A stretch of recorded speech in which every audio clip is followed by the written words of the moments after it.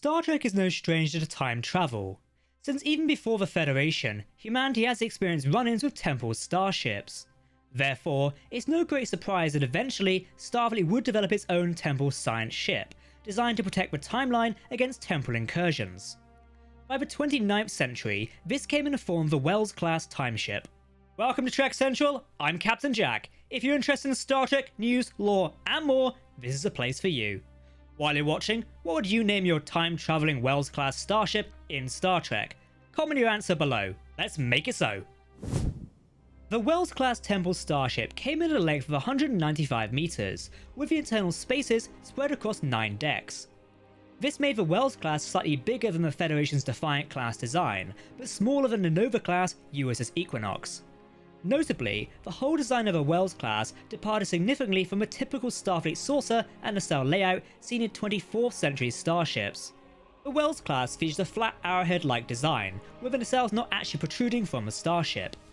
This look was intentionally designed for time travel with carefully crafted temporal geometry contours.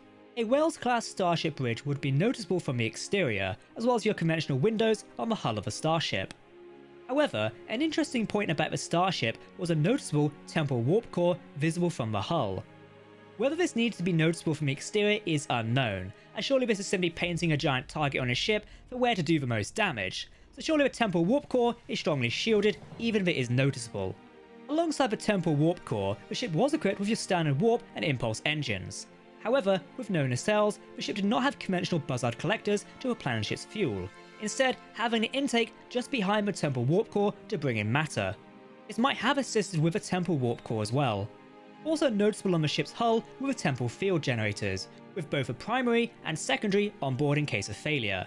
These were oblong-like hull protrusions on each of the wings of the ship. While the Wells-class was designed to make journeys through time, hence the unique hull design, it appears the Temporal Integrity Commission, which seemed to have oversight of a vessel, preferred to make temporal transports of individuals or send small one-man ships to complete missions. This was perhaps done to reduce the possibility of damage to the timeline. Powerful temporal sensors were installed on board. This allowed the crew to scan across space and time to detect potential incursions and ensure that people obey the Temporal Prime Directive. These sensor systems were controlled with a Temporal Computer Access and Retrieval System, commonly known as TCARS. This was the successor to the Federation starship LCARS. Like the LCARS, the control interface would be operated by a user touching the panels or simply moving a hand over the control surface. Wells-class starships, such as the USS Relativity, made use of the TCARS to locate past problems in the timeline. While able to operate temporal systems, this computer interface could also control the standard starship computer routines. Agents of the Department of Temporal Investigations would also use portable devices that included holographic TCARS interface screens. It's not known if this technology preceded the version found on the Wells class or succeeded it. Hey, if you're enjoying this Star Trek video, why not support Trek Central on Patreon?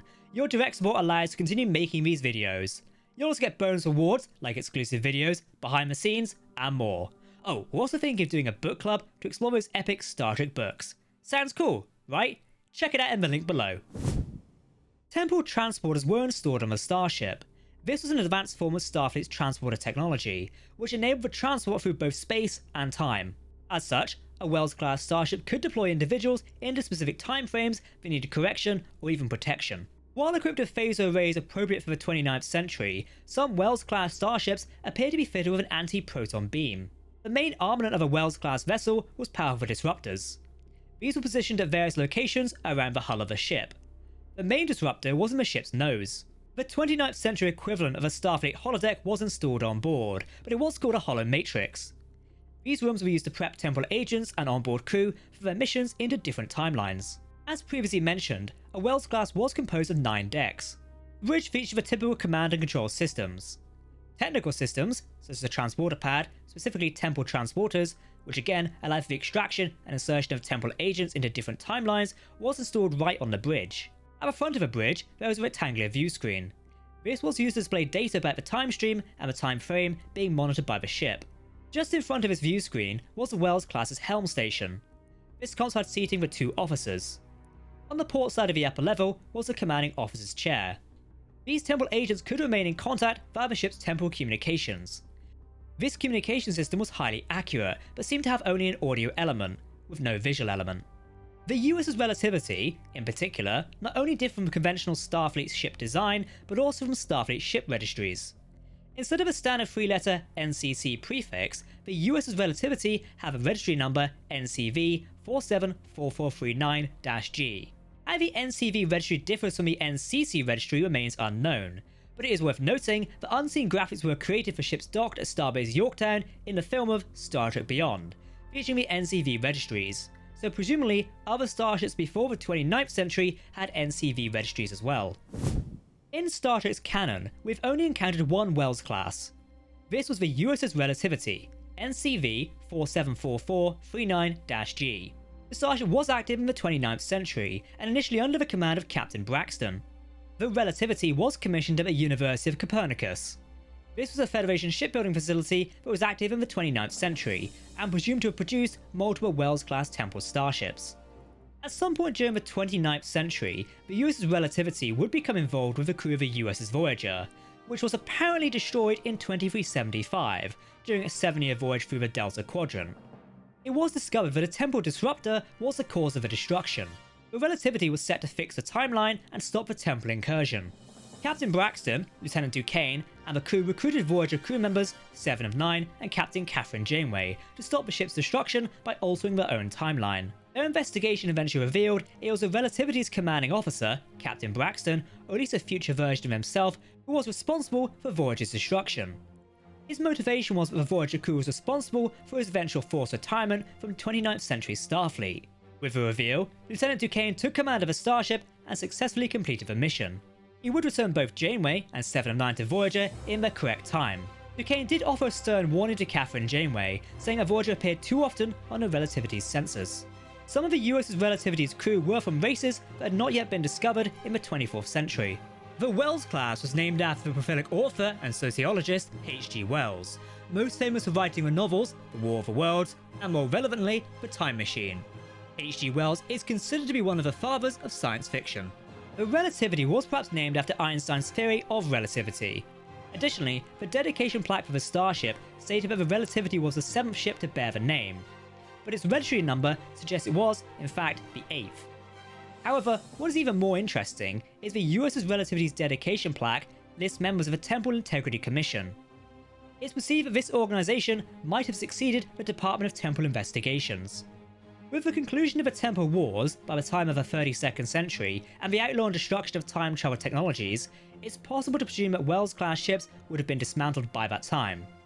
We don't know how long the Wells-class starships remained in service, or if any survived the harsh battles of the Temporal Wars. Star Trek's extended canon does feature references to the Wells-class timeships. 24th century Starfleet personnel encountered Captain Braxton and the USS Relativity in the year of 2374. The timeship travelled back to prevent Captain Mackenzie Calhoun and the crew of the starship Excalibur from meddling in history. They were helping the people of Harish defend against an attack by forces known as the Redeemers. Braxton disabled the Excalibur, but his mission took an even more bizarre turn when another timeship arrived. The Navian starship arrived from the 39th century and ordered Braxton to cease interfering, as well as making sure the Relativity would leave things be, clearly showing that attempting to correct time issues was not without its own complications. The USS Relativity would appear in more Star Trek materials throughout the extended Trek canon. At one point, in one version of events, Catherine Janeway, now Vice Admiral, would travel from the future with the timeships Relativity, USS Aeon, and the Kremen Anorex-class science vessel to fix the timeline. In later years, Lieutenant Duquesne would be promoted to Commander. This was explored by the Department of Temporal Investigations novel Watching the Clock.